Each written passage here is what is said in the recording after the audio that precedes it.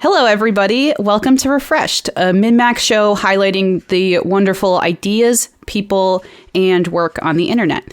I'm Anna, and today you are joined by Makena Kelly, a reporter at The Verge.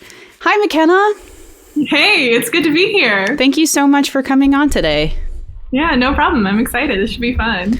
All right. So, thanks for the subscription. Hype train incoming. Okay. Let's get to brass tacks.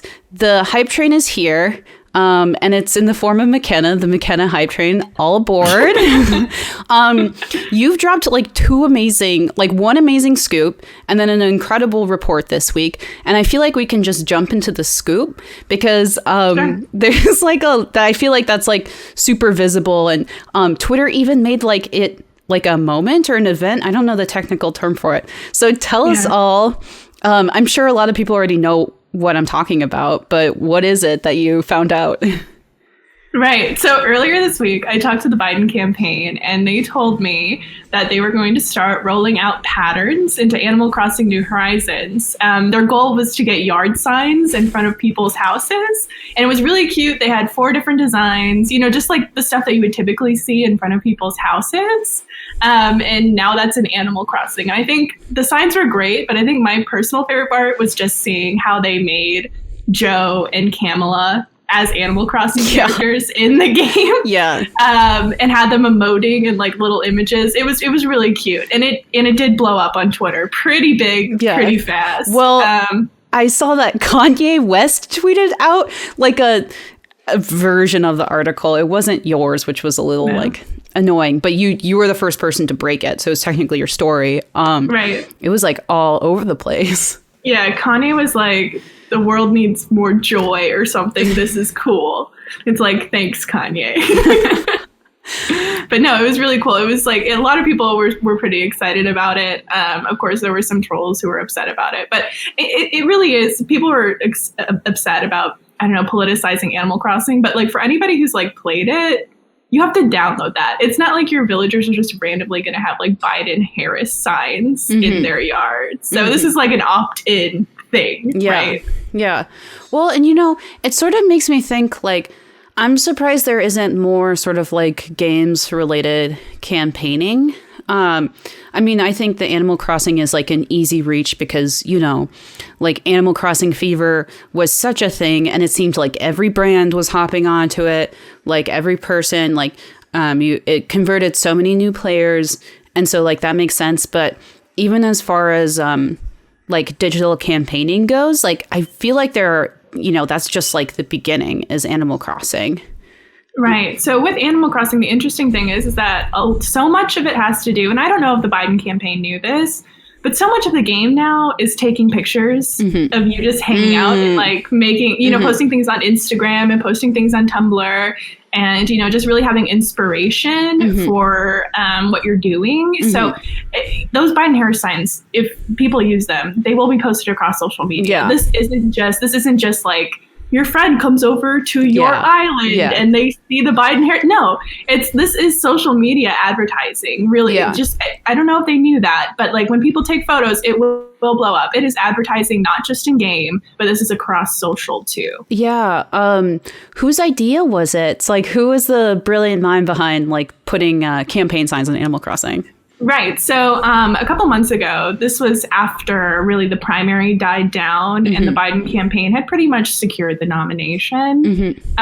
They started hiring on a lot of digital folks. And with that, they hired on this guy named Christian Thom, who used to work at Group 9 Media. So the people who do Now This, the Dodo, kind of stuff like that. And it was his brainchild. From what I read from the campaign on Twitter, it seemed like this was just hatched last week. And they're yeah, sure, let's do it. And then they just did it. Yeah, and then you picked it up, and then the rest is history. Right, yeah, and even today, it looks like the campaign is doing a lot of new, interesting things on social, too. Today, they made a partnership with Cameo. So if y'all know what Cameo is. Really? Okay, explain Cameo quickly.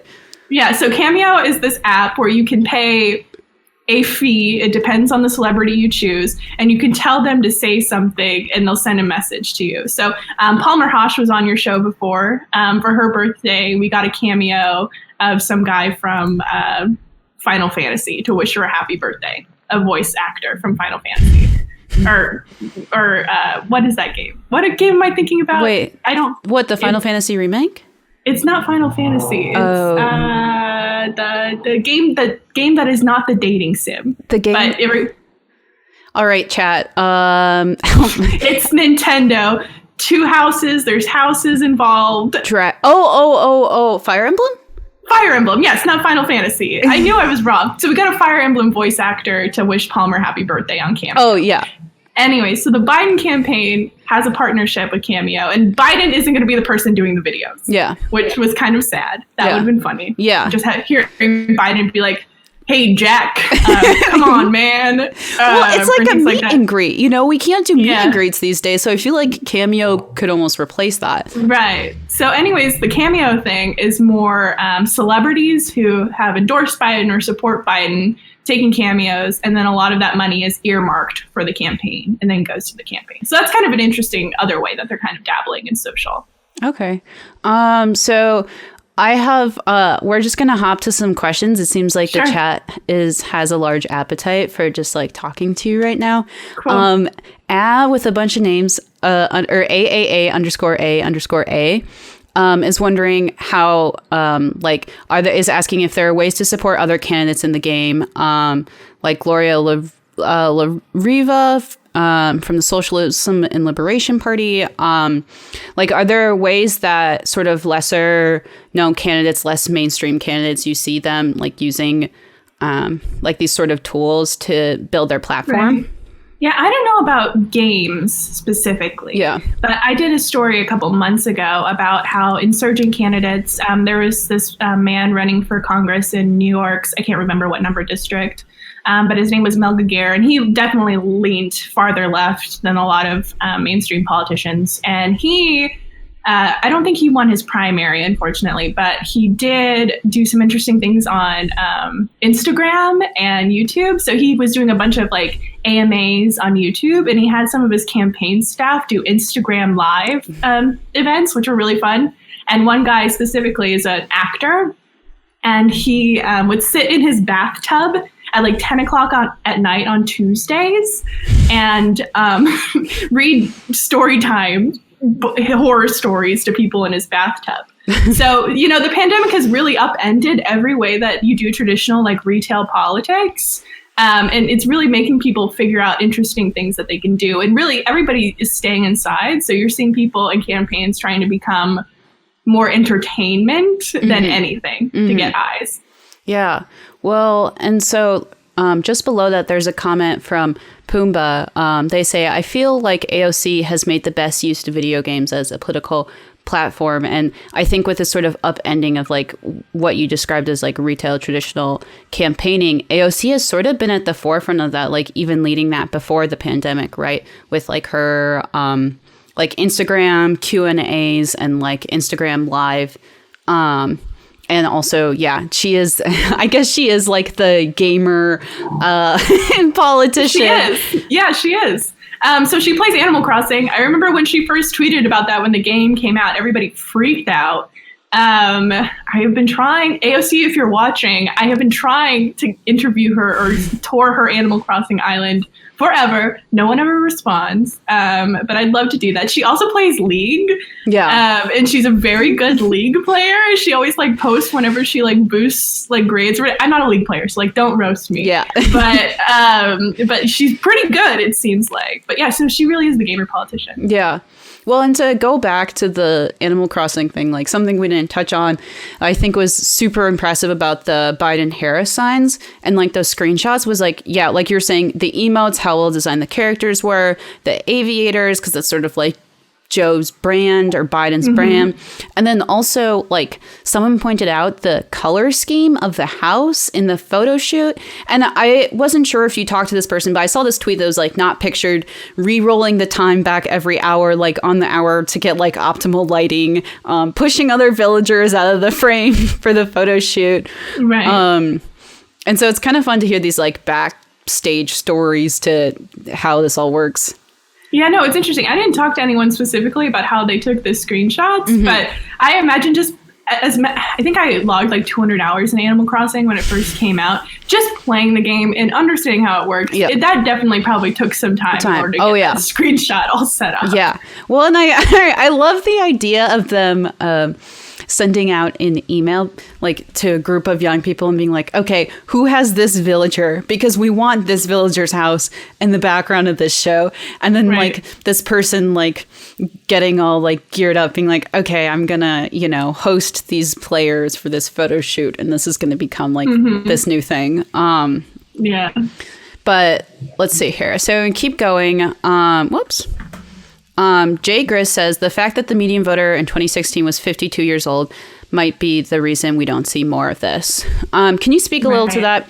I feel like there is this sort of pushing away from more, I guess, like contemporary forms of campaigning because like young people are still sort of seen as a minority. And I feel like with the Bernie primary, like before the presidential, like throughout Bernie's presidential run, there's like a confirmation of like, oh, you can't win with just young people. Can you talk a little bit more about how you see the demographics impacting like what strategies are used with this? And I think the important part to start here is like look at the Democratic National Convention. You and me watching that was not for us. That was not targeted to me at all. So you can tell who the party's trying to talk to right now. Yeah. They're trying to talk to who Pete Buttigieg used to call future former Republicans.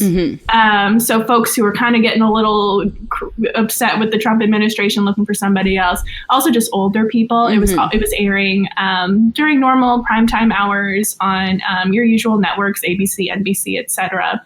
But yeah, it still is a problem getting young people out to actually go to the polls, right? So when it comes to Animal Crossing and things like this, I think Animal Crossing was actually a pretty good choice because we saw so many stories when the game first came out about older people playing it. About it's not just kids, and it's not just young adults, even though a lot of young adults play, but older people, more middle-aged folks are also playing that game. And I think just with the way that the pandemic swung in, people were looking for a lot of new ways to stay entertained, right? And so that demographic, I think, shifted a lot, and why Animal Crossing makes that a better game. Like, I don't imagine my grandma playing League. Yeah. You know what I mean? Like, I don't imagine my grandma playing Fortnite. Like, I wrote a story a couple months ago saying that we should have a Travis Scott-style Fortnite concert with Big Joe Biden. Well, obviously, my grandma doesn't play Fortnite either, right? And my mom doesn't play Fortnite. But Animal Crossing is probably a more, neutral, easy place to start. It kind of does span demographics, right? Yeah. Well, and it's interesting because I think it is another example of these politicians really trying to figure out, like, okay, where are people online? And that's like a pretty easy target to hit. Well, yeah, people are playing Animal Crossing, and it's so easy to share screenshots. I mean, like with the photo button on the Switch, and just like how easy it is to like share and spread stuff. It is just like free marketing, free goodies for them, so to speak. And little sort of like little effort, Yeah. It's definitely low effort. They just had 4 JPEGs that they probably had sitting around. Yeah. And just turn them use the QR code thing online that you can do, and then it's so easy. Yeah, it was a super easy win, and I'm surprised like more politicians don't do things like that. Yeah, because how much time did that take? Well, maybe to take the photo, it took a little bit of extra time, but to run those like images and get the QR codes, nothing. Yeah, that's like an hour at most. Yeah. To sort of like loop back a little bit, talking about like the Democratic National Convention and who is targeted towards. I think I'm pretty sure, right? It was your tweet. Like, I would be interested in like hearing from you, like if you were to design something that was more to engage, like younger folks, and use these more like internet culture, like aspects of internet culture. What would your version of the Democratic National Convention look like?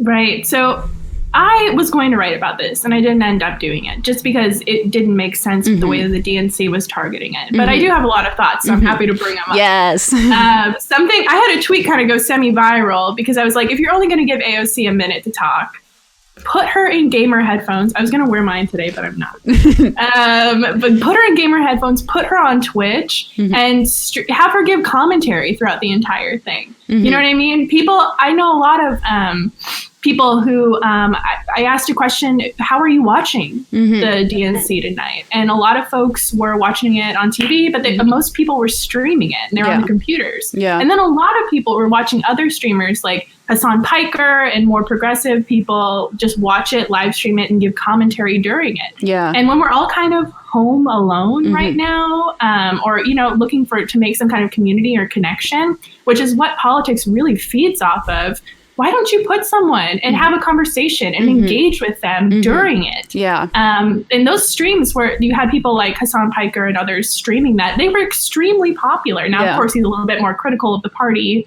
than maybe the party would want to have, right? But there's some way that you can make this work with AOC or other young politicians, even like Julian Castro could be interesting, or things like that. Yeah. So I'd love to see that. I'd love to see a more multimedia approach. I'd love to see events throughout the week where you have people who are at the DNC doing Instagram lives, doing Twitch streams. If you can't do events at the convention hall with young people, then do it online. Yeah. The thing that was just so kind of sad and kind of maybe a little bit embarrassing to me was the way that the DNC set up their watch parties. So you could sign up for watch parties, and they were just these Zoom chats. They hold an hour before the DNC starts, and it just feels so corporate. Yeah, nobody wants to spend their time in a Zoom chat like they're at work. Yeah, people want to feel like they're friends. Yeah, do Twitch, do Instagram Live, do something fun and engage with the people who are watching. You know what I mean? Take live questions. Do that kind of thing. I think the DNC could hire moderators, right? It would be pretty easy. I think it just really takes the party taking a minute to step back and find worth in young people's voices and find worth in how they're engaging with politics and the media, and just kind of start experimenting. It doesn't have to be perfect. The Joe Biden thing was such a small experiment and it blew up. Yeah. Just take little risks. Yeah. Well, and I think that it is interesting, there is this sort of potential rift in you see sort of, there's not only a rift in maybe policy preferences between what young people value and what the demographics older than us value, but then there is this matter of well, I think there are a lot of young people who don't feel like politicians are even trying to reach them. It's oh, maybe they'd be more open to I don't know, what they would see as more conservative policy proposals if they felt like they were being talked to, Right. And it seems, and I don't, who really knows, it's if politicians aren't interested or they're nervous to try new things. But at least it has been cool now to see some politicians really break in and try new things. So I feel like this is a good point to talk about your Ed Markey piece. Yes. And sort of the thesis of that, because I think that's interesting. Him and Bernie are interesting figures because AOC, it's really easy to understand why she'd be liked by young people. She's whip smart, she plays games, she's just a more relatable person. She's literally younger. But with someone like Bernie or Ed Markey, it's sort of wait, what's the connection here? How is this interest from younger audience actually built? Right. So I think the first thing when you talk about Bernie and Ed Markey is that they have been lifelong progressives. You know what I mean? In which a lot of young people really favor. So these people have a long history of supporting things. Markey supports the Green New Deal. He co-authored it with AOC. Bernie, Bernie's Medicare for all. He supports the Green New Deal. So first, I think the foundation is the policy. They sit at policy that a lot of young people like, right? But the other thing that they do that's really interesting, and the Markey campaign took a lot of inspiration from the Bernie campaign about building these online communities. So it'll be easier to describe with Markey, but Markey takes a lot of inspiration from Bernie and what Bernie did in 2016 and in 2020. But what the Markey campaign did was that at the start of the campaign, really last year when they were really starting to plan it all out, they saw the value in online communities and they wanted to foster it. And it was really interesting to see all this play out. But a lot of what happened with the Markey campaign is that they really did leverage the mechanics of fandom and online community in their favor. So the interesting thing is that you see Twitter littered with accounts like Harry's for Markey, Barb's for Ed, you know what I mean? And like Atla, so Avatar: The Last Airbender for Markey. You see all of these stan accounts that you normally see for like pop culture figures or like Harry Potter, Sherlock. Basically, all these people have their own fan blogs, but for Ed Markey, this old man from Massachusetts who's been in the Senate since I think like 2013. And it's because they really believed in like what he believes in. And a lot of folks that I talked to saw his flaws where they didn't agree that he voted to enter the Iraq War and things like that.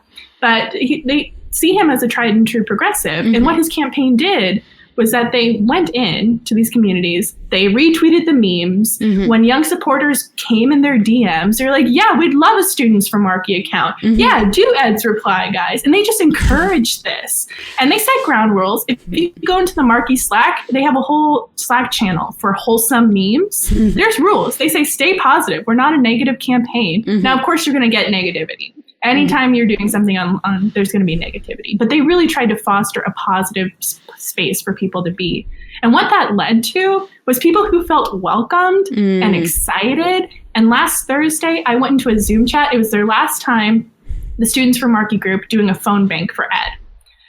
I think 170 people were in that Zoom chat. 70 people hit the dialers for like 3 or 4 hours, and they made close to 100,000 calls. Wow. Ed Markey ended up getting like 600 or 700,000 votes. They ended up probably talking to a seventh of those voters in the span of 4 hours. That's the excitement that this really brings when you bring people together. And they know each other. A lot of these people didn't know each other before they got involved in the campaign. They've never met each other in real life.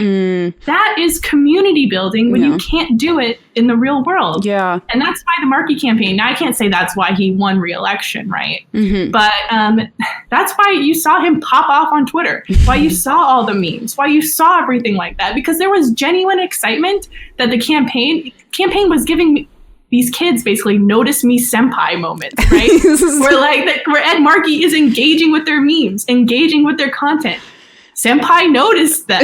Markey noticed them, right? And I would love to see more candidates do things like that, because I think this is really going to be the future of campaigning when it comes to Gen Z. Yeah. Well, and I think actually, on the flip side of this illustrates like a really interesting mechanic. Like it also teaches us about fandom. I think, unfortunately, like a sort of aspect of fandom that's present in many fandoms is like gatekeeping and like, oh, you're not a true you're not a true anime fan unless you watch like Naruto, Dragon Ball, blah, blah, blah.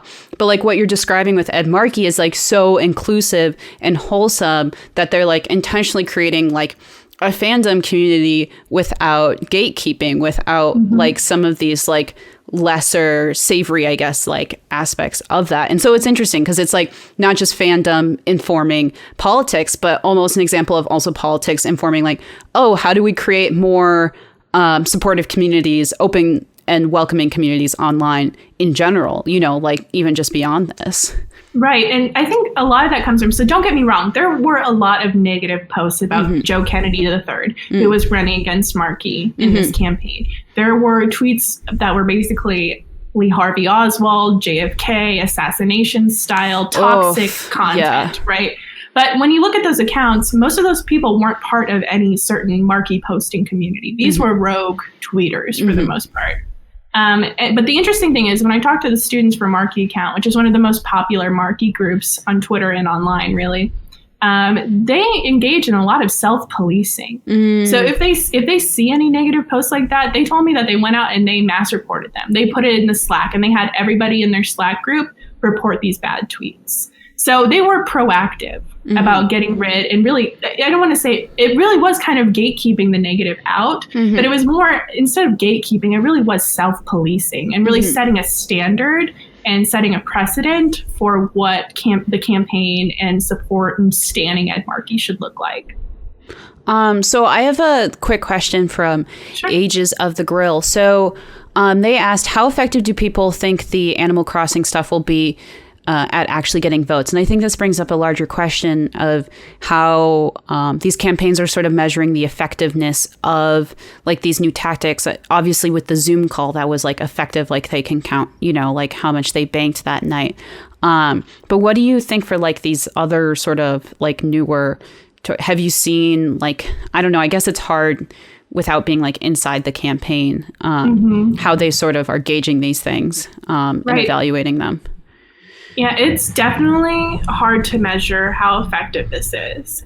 Just because we don't have a poll that's like, what Animal Crossing players support Biden beat Trump? Now, that would be an interesting poll. If pollsters out there want to start this, I'll write it up. But anyway, it's hard to measure, right? But I think the excitement is measurable online and on Twitter. Like just my original post of it got like 55,000 likes. Yeah. And like somewhere like 30,000 retweets, which is like wild for some silly campaign thing, right? Yeah. So even if it's just like, it's hard to measure the real world impact, but I think people are a little bit excited seeing an old guy like Joe and his campaign just try something new. Yeah. So I don't know. It's a good question. I'm sure the campaign is thinking about it right now, but it's really hard to answer. Yeah, well, and I mean, just like the PR visibility for something that low of like effort at all, I would say like it's pretty easy to deem something like that a success, right? Like you spend a couple hours making like some Animal Crossing signs and then you get, a ginormous media blow up. Like they don't even get that for like certain press conferences, and so like it is, as far as like effectiveness goes, like who knows whatever if that turns into votes, but it does definitely, I feel like, play an important role in just like drumming up this overall excitement. And then on that note, this question comes from, just to remind folks, I'm trying something new. As you know, we do this live and then there's a recording that goes on YouTube and not everyone can catch it live. So I've started collecting questions from folks like before the show. And so this question folds into this nicely and is from someone who responded to the Min-Max tweet on it. And they asked, where is this? Okay. What was like, have you seen any examples of like the opposite where they're like big meme failures and like, not this nice little PR story that like the Biden-Harris campaign got?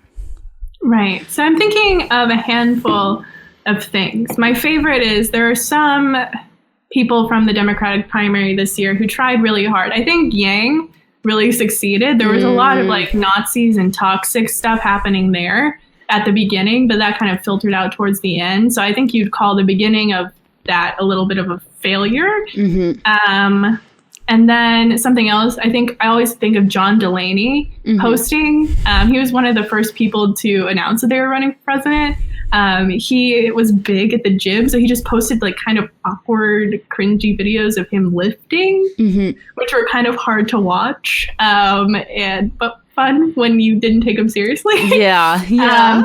My personal favorite, I think it was maybe like 10 years ago, and this is hard to measure because I wasn't there and I didn't play Second Life, but Newt Gingrich, former Speaker of the House, held a bunch of workshops in Second Life.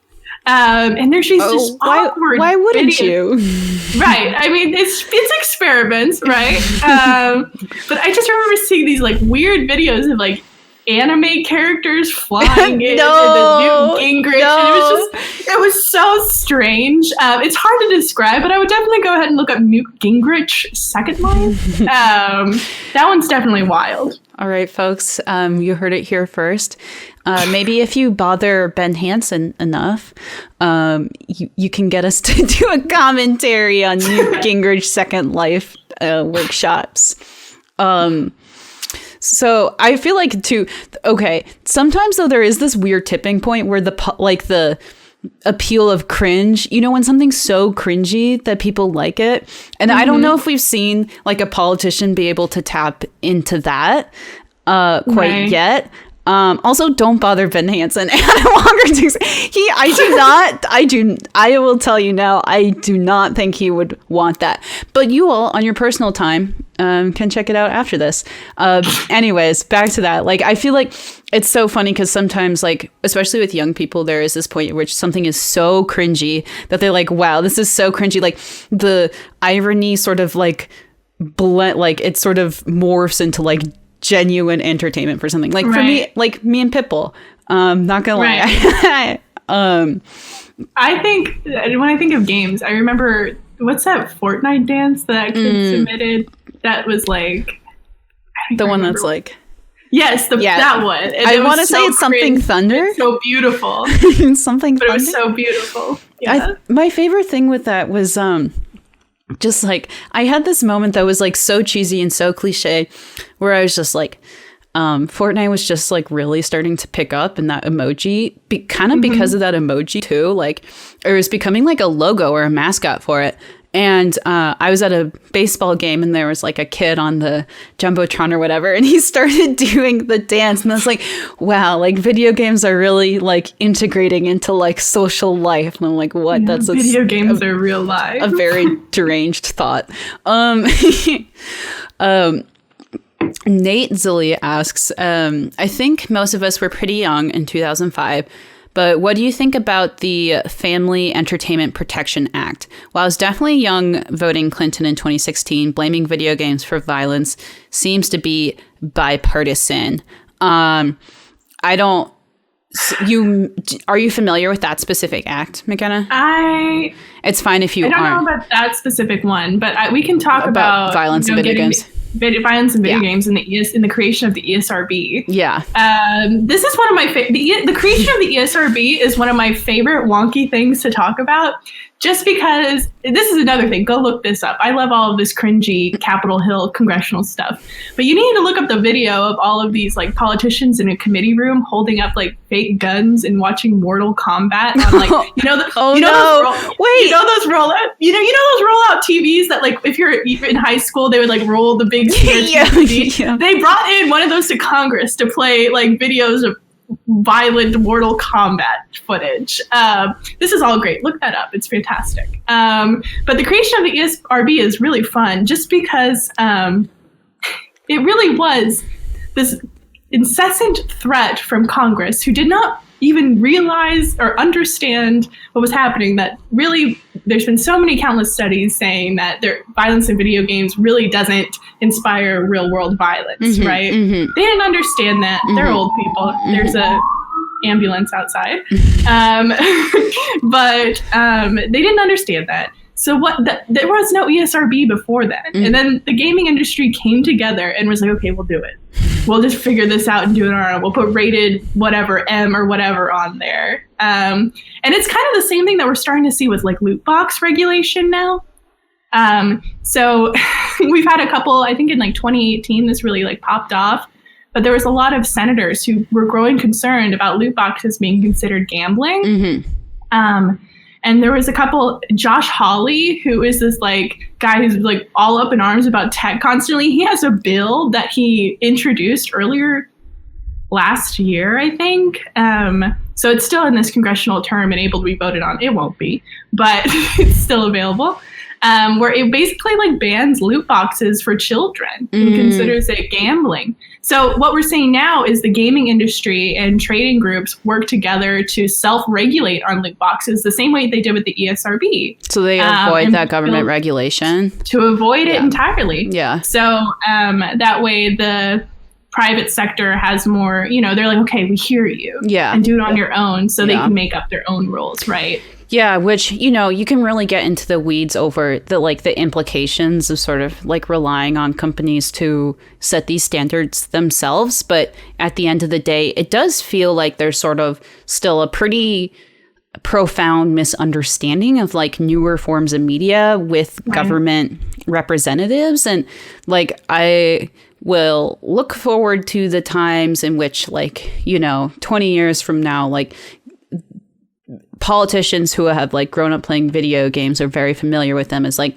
not as like foreign of a thing. I know like it is interesting, right? Because like I was talking to like some parents, and like their kids play Roblox, and they were concerned because like Roblox games aren't rated. And that's just like an expectation. And like this parent's like, isn't this like illegal to not have ESRB ratings? It's like, no, it's like, it is fine for them to do this, because like there are also too from like misunderstandings of how these things, you know, like work, because people see the label and they're like, oh, it's like a nutritional label, it's like required by the government, and like it's just it doesn't work like that.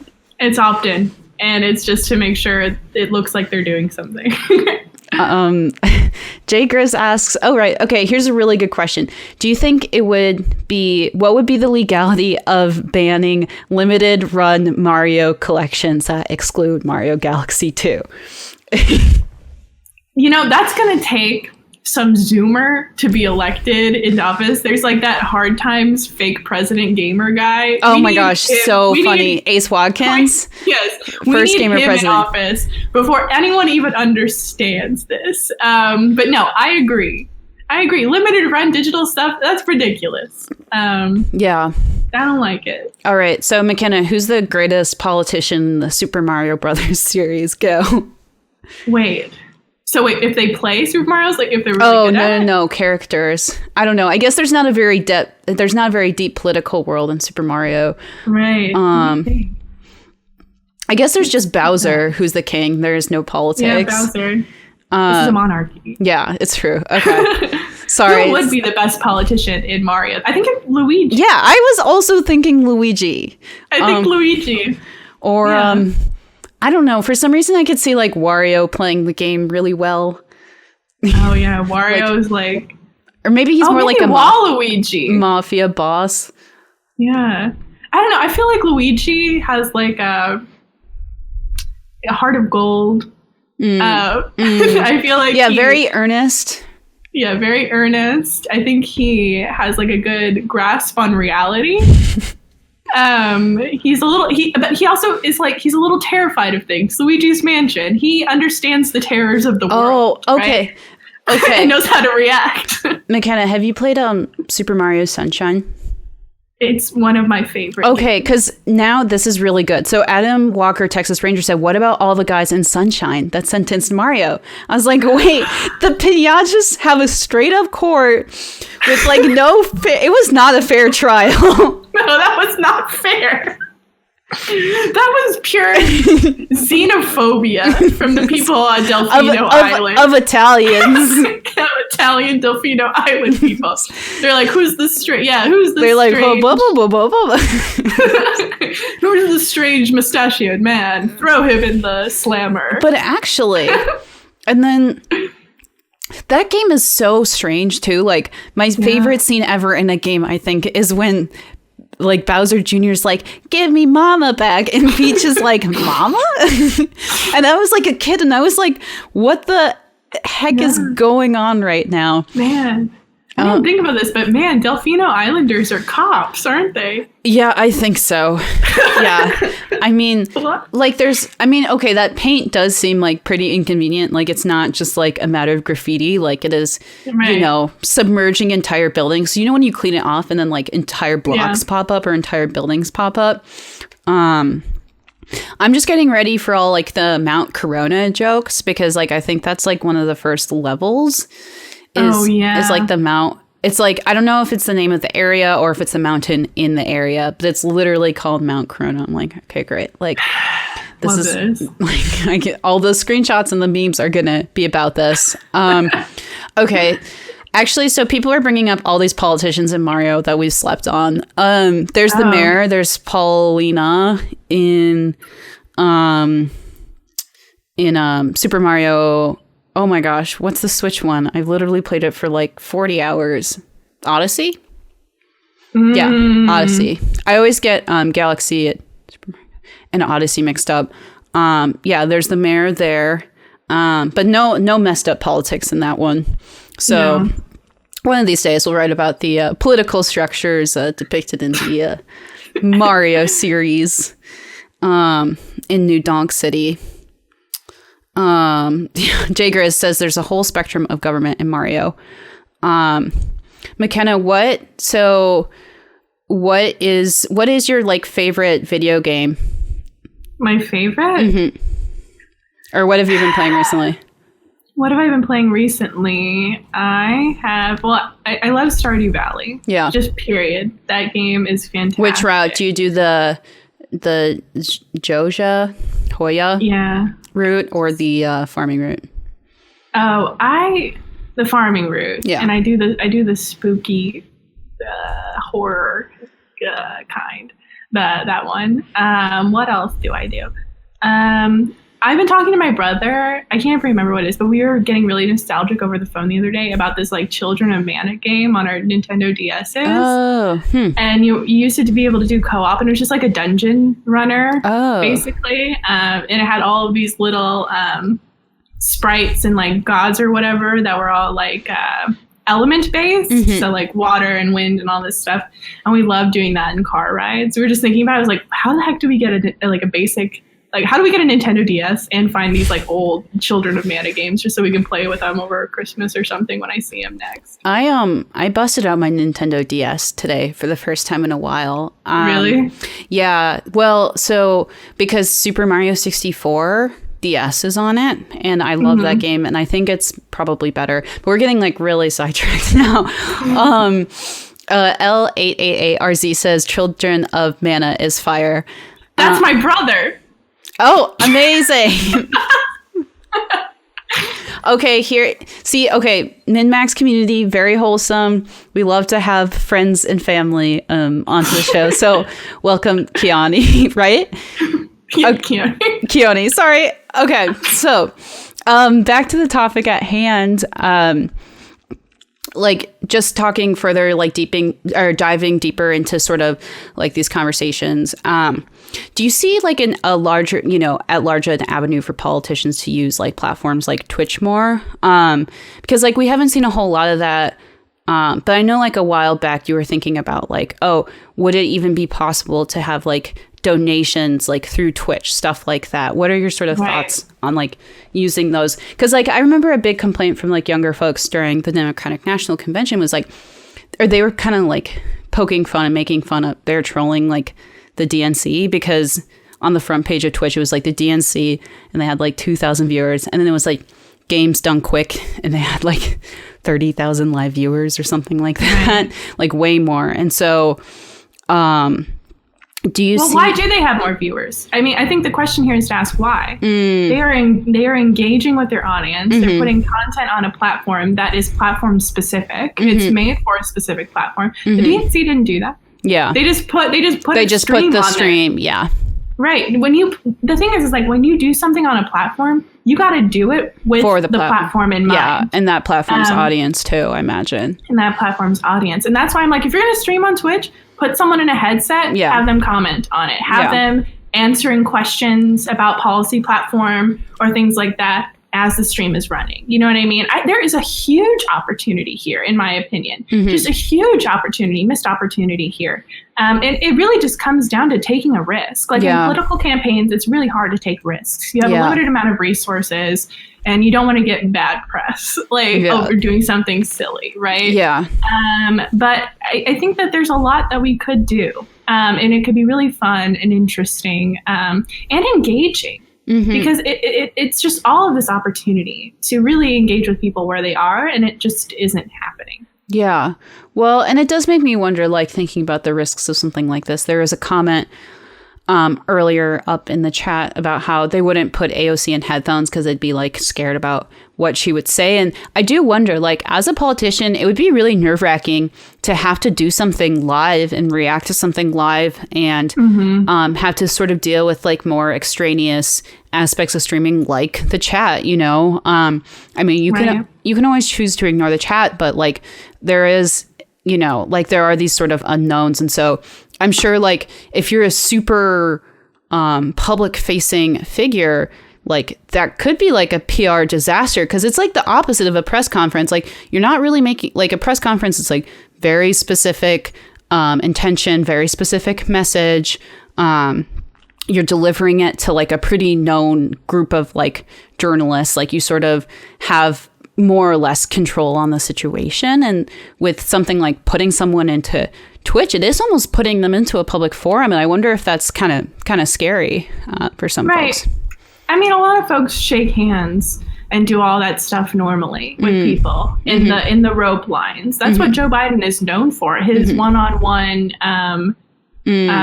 rapport with voters. Now, somebody, and I'm going to bring this up, but somebody who did Twitch extremely well, Bernie Sanders' campaign. Yeah. So during the primary season, what Bernie Sanders did is that after the debate was over, they had an after show with Bernie staff, and a lot of Bernie staff are kind of celebrities in their own right in progressive circles. So you don't really need to have Bernie there. You have people who are lodged in the Bernie campaign answering questions, giving highlights after the debate on Twitch, and they had their cute little studio all set up. Yeah. It was really well produced, almost like, and they had their little podcasty looking mics and things. They did that incredibly well, and they did it after every debate. So if they continue to do it, it was obviously a very good forum for them. And they always had a link over to donate to the Bernie campaign through Act Blue, right? Because I don't know what the FEC regulations are for bits. But right, yeah, give Bernie bits. Let Bernie have bits. But they did that really well. So maybe it's not even just like putting a real politician, but I'm trying to think of like activists in like the Democratic space, or like somebody. I'm trying to think of people. It's escaping me, but there's a lot of like doctors who have been on the news all the time who are kind of fun and younger. Throw them to do a little thing afterwards or something like that. Yeah. And you can have celebrities in their own right doing little things that bump up, that are party aligned and specific. Well, and it is interesting because, like, I think too with platforms like Twitch, there is an opportunity to like engage local politicians. Like if you're like a city council member and there's a lot of energy like around you and your candidacy and you get elected, like I think it would be totally appropriate to like for you to do a sort of like commentary on an event or do like an after show or do a wrap up, and that way you're sort of like you're connecting yourself to this larger organization, but you're still making yourself like very accessible and open to like your local constituents. And it's like kind of like for me, I do see like all these new ways of engaging, like Instagram, Twitch, etc., as really opening up opportunities for politicians. And I feel like with AOC, that was certainly the case, right? Like she saw that and took advantage of it, and it gave her a pathway to like a major political position. Right. So we run through a couple more questions here. A. I'm just going to call you A_A. Do you think politicians are using bots or fake accounts to campaign in games? That's a really good thing to look into. I don't know about that. I haven't even heard anything about that, but it would be interesting. Sorry, I don't have a better answer. Yeah, well, hey, maybe if you see the story from McKenna Kelly and The Verge a couple months here down the line, you'll be the inspo for that. Nate Slee says, Kamala should pick up speedrunning, Super Metroid, and explain her platform, as she also explains the sick frame skips. And remember, save the animals. Okay, that sounds very hard, but if there is a Kamala Harris campaign organizer watching this right now, hey, it's something to consider. I'd watch it. Everyone, there's think, like Kamala Harris would destroy Pence in a debate. But the real question is how each candidate would do in a Super Metroid speed run. Actually, this kind of brings something up. There was, I forget the gaming association, but there's a trade group for video game companies. And they did something on Capitol Hill where they had a Rocket League tournament with Congress members. Yes. And I think it was Democrats versus Republicans in Rocket League. Also something to look up. Here's some homework. That was pretty fun to watch. I think I have a story in it of The Verge about who won in the end, but that was fun. They play games. Do you remember who won? I remember that too, because I think that was the summer I was at Polygon. And I think that was like close to the Rocket League World Championships. And I'm like, wait, what is happening? Like, why is it Rocket League of like all things? Like, it's kind of like this really funny thing to be picked up. Right. They wanted to do something easy that they could play. I know that they were like wanting Congress people to play Smash, and that would have been really fun to watch. But they wanted something easier that's literally just soccer and cars. Yeah. For them to learn how to play quick. They should like do special rules too. Like I love the idea of the Senate facing off, playing Smash, Final Destination, no items. Like you can't use your Smash stick. So good. All right, let's see if we can run through like one or two more questions here. We're running up towards the end of the hour. And before we wrap up, I also just want to thank all of our Patreon supporters. MinMax is a community-run, independently run media company, and we wouldn't be able to do it without all of y'all's support. And like, I am so grateful because of it, like we can have amazing people like Makena on. So thank you. Subscribe, follow our Twitch, follow us on MinMax, like all our socials. Most of you are like pretty regular members of the community here. But I just want to say like thank you. And if you like these kinds of things, like continue to share them. And maybe, you know, like if you listen to gaming content and like you have someone else in your life who's kind of interested in these things, like feel free to share, because I do my best to keep shows like this sort of open to like a wider audience. So thank y'all. So sort of for a last question, this one's kind of serious. Do you think the structure of certain games genres tend to push gamers towards a particular political belief? And like how the lack of moderation and anonymity of 4chan makes it structurally conducive to like far right ideologies? That's like a big one. Yeah, no, that's really big. That's hard to say without looking at any specific research. Or looking at anything in specific. I mean, I think what we can say is that a lot of video game communities are toxic. Yeah. And I don't know if that really stems directly from people also being on 4chan or just how the internet works. Yeah. Where a lot of times when you get a lot of people in a space that all agree on something, things can kind of can get out of hand if not moderated well. And most of the time, video games aren't moderated very well at all. Mm-hmm. So it might just have to do more with the format than it really has to do with, I don't know, any game or genre in specific. Yeah. And I'm sorry I don't have a better answer for that. But it's not really something I've looked too much into. Yeah. Well, and I think it points it up to, to like another risk of sort of implementing and trying new things is like a lot of internet sites like, places like Twitter can become really toxic really fast. And so, like I imagine campaign managers probably will just tread lightly many times when they're sort of like, okay, right. And be cautious. All right, one last fun one to sort of wrap up here. Verge Klassen asks, okay, be honest, which is your favorite Harry Potter film? Are you a Harry Potter fan? Not really. Oh no. I'm unfortunately one of those people who are like, watch a different movie, read a different book, but not like in an angry way, not in a scornful way. My favorite Harry Potter. I can tell you that my favorite thing about Harry Potter is Robert Pattinson. Okay. That's probably it. Okay. I also haven't read the Harry Potter, so you're not alone. Sorry, folks. All right. Final question from me, Makena. If you were doing a filibuster and you had to play one game straight for the entire filibuster, which one would you play? Oh, this is so good.